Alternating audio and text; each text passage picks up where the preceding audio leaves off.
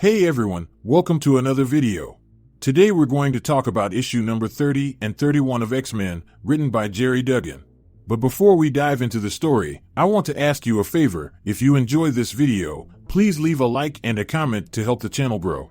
So with that down, this issue opens up with Cyclops explaining a dream he's been having every night.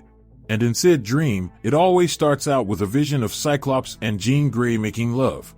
But as they are laying together, fire begins to consume them both, as they both go up in a blaze that neither could control, and right when it hits a fever pitch, he wakes up. Now the reason why this dream is so important is because he is telling this dream to the therapist, who is responsible for reviewing his mental well-being. So considering the fact that he is telling her that he is having conversations with his long-dead wife in his mind, the therapist of course counted that as a red flag. So as she exits the room, she is met by none other than Dr. Stasis. Now, during this interaction, she tells him that he must understand that Cyclops is showing telltale signs of torture and has suffered a psychological breakdown. And to make things worse, Cyclops also promises to put up no defense in Dr. Stasis's sham trial, and as for his mental health, Cyclops certainly would not meet the standards to be considered for the death penalty.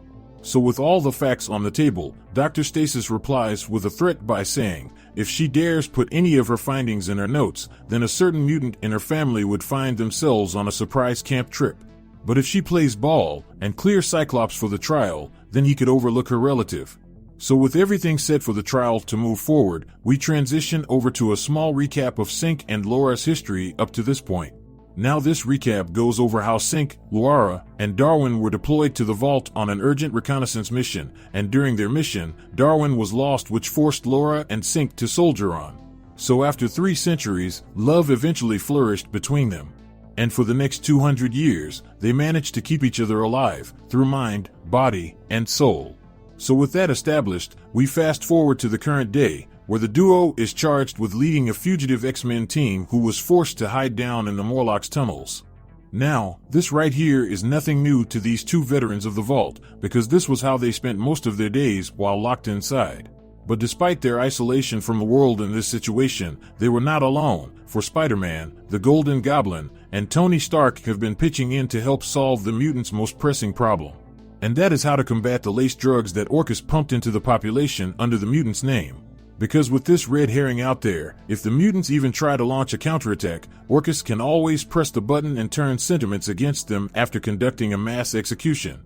So with that said, Tony states that they only have a few days to undertake a task that's on the same scale as the Manhattan Project. Because like I said before, they have to find a way to cleanse everybody of the Trojan horse without alerting Orchis to their schemes. And that is when Spider-Man suggests that they make one of their enemies do the task for them, so Orchis wouldn't expect mutant kind. Which was a brilliant idea, because Synch brings up how the X-Men faced the High Evolutionary in the past.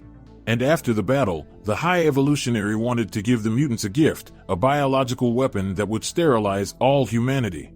A weapon that could be used to take down the Trojan horse, but all they had to do was travel to Counter-Earth to get it. Now the last time Synch was in contact with the High Evolutionary, they were at odds. So with no way out, Synch ended hostilities in exchange for a single drop of his own blood.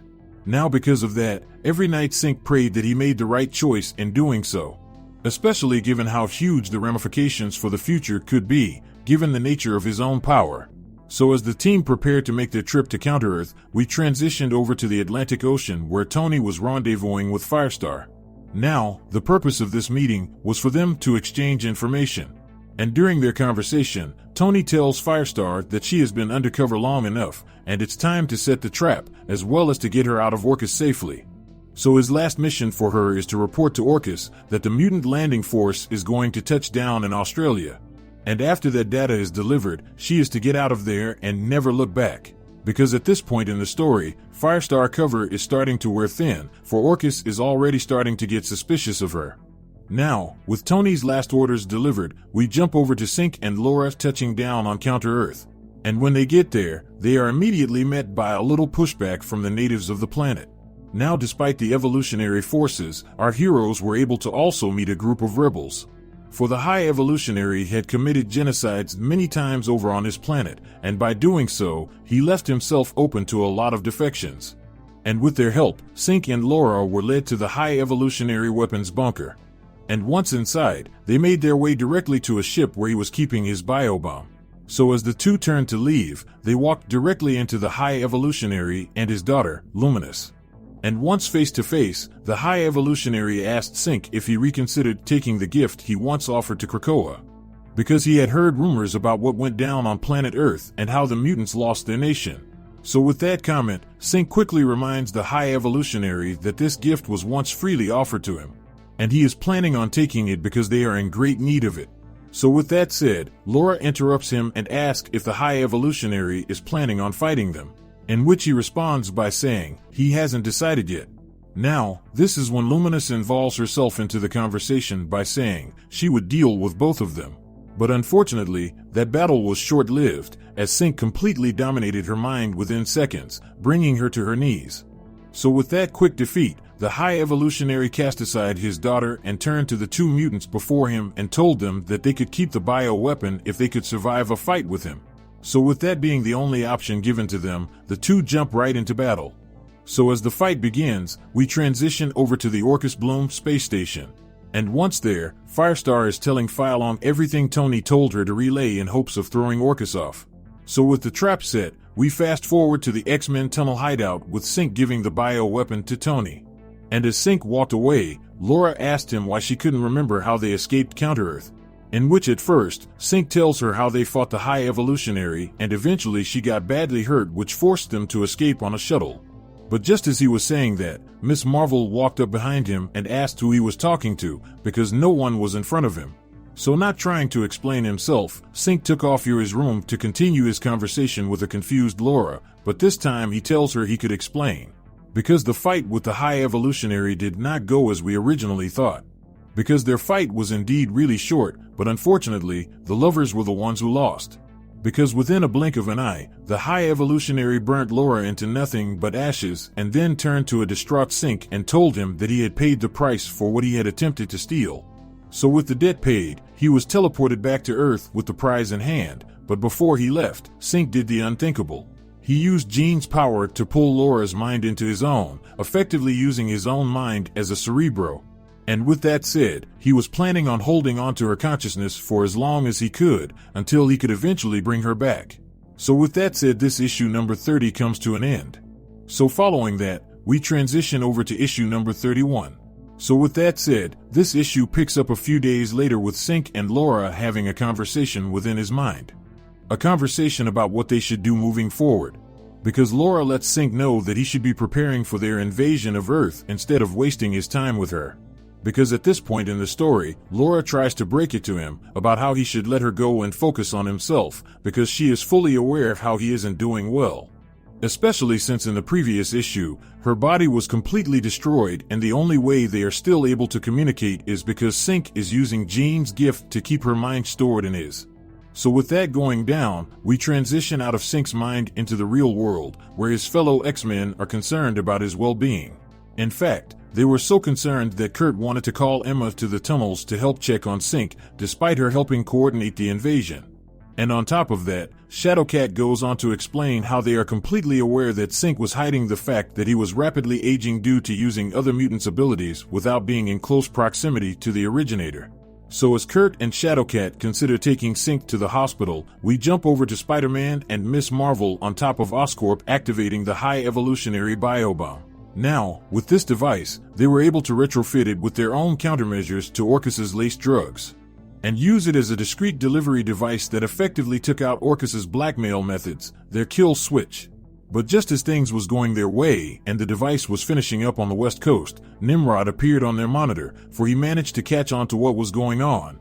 So with Orchis completely aware of these turns of events, we then hop over to Synch's mind, where Laura is telling her love that he must do the hard thing and let her go, because at this current moment, he is pushing his body to its furthest limits just to hold on to her.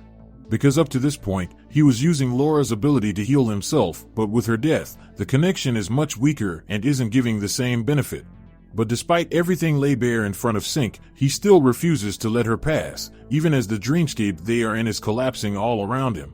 So as Synch fights to keep everything together, a voice from the outside enters his dream, for Shadowcat tells him that they need his help. Because Nimrod had found Miss Marvel and is currently on his way to put an end to them. And as for the High Evolutionary machine, it still needs some time to finish this job. So with that out there, Shadowcat ends her message by saying, "Don't let Laura's sacrifice be in vain." Because Kate knows that Synch is holding on to Laura's mind. So as she phases through the tunnel, she states that if he doesn't help them, then there would be a lot more dead X-Men at the end of this battle. So as Synch struggles to make a decision, we jump over to Nimrod beating the heck out of Kamal Khan and Spider-Man. And right before Nimrod could destroy their computer system, Kurt bamfs on the scene in an attempt to buy more time. So with a new target in Nimrod's path, Shadowcat sneaks up behind him and plunges her 2 blades into his Achilles to prevent his movement. Now, this tactic was able to slow Nimrod down, just enough for Spider-Man to run a truck directly into the mechanical monster. But unfortunately, this was nowhere near enough to stop the menace. So with Terminator-like reflexes, Nimrod ripped the wall crawler out of the driver's seat and was about to rip him apart until Kurt bamfed in just in time to take Spidey to safety. But that wasn't even enough to spare them from Nimrod's wrath, as he sent a current of electricity their way. So, as the situation continued to get worse, Shadowcat took this opportunity to distract him, as Wolverine appears behind him and drives his claws directly into the back of Nimrod's head. But just like every attack before that, Nimrod was able to maintain the upper hand. So as the mutants continue their efforts to slow down the mechanical monster, we transition over to Wilson Fisk. And currently, Fisk is sitting at the table recruiting people to swear fealty to him in the coming war. But during this interaction, a police officer enters the room and interrupts him to inform him that his wife, Typhoid Mary, had been found. So almost instantly Wilson ordered everyone out of the room as his love entered. And just as she was about to confess her affair in Otherworld, Wilson Fisk stops her and tells her that he doesn't care about any of it, just as long as he has her. And with those words, they share a long-awaited kiss. So just as the fall of the House of X spared one pair of lovers, another one was not so lucky as they was forced to face annihilation. So as Synch stood on the precipice of an impossible decision, Talons reminded him that Jean Grey and Scott trusted them with leading the X-Men.